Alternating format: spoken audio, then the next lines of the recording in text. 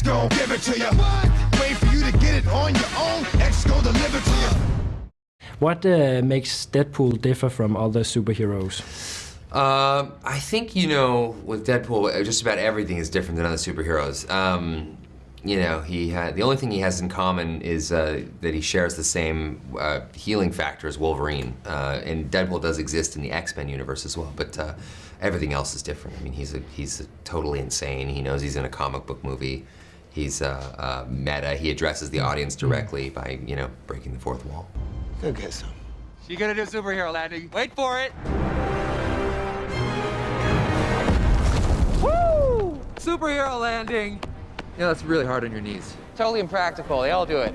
It's just unlike anything else, I think, you know. It's sort of, and it's also perfectly timed, I think, because there's so many superhero movies that are coming out at this point, and they're all very serious, and Deadpool doesn't take himself seriously ever.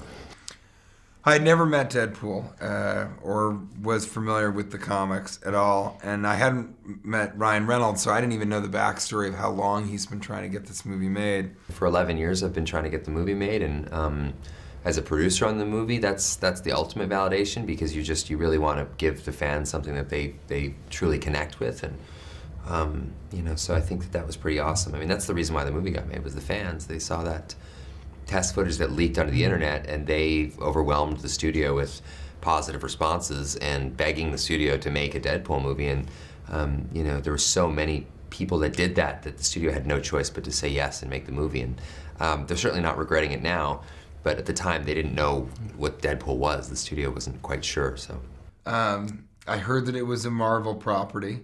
I said I don't really want to do a superhero movie because it's not in. I'm trying to do comedy.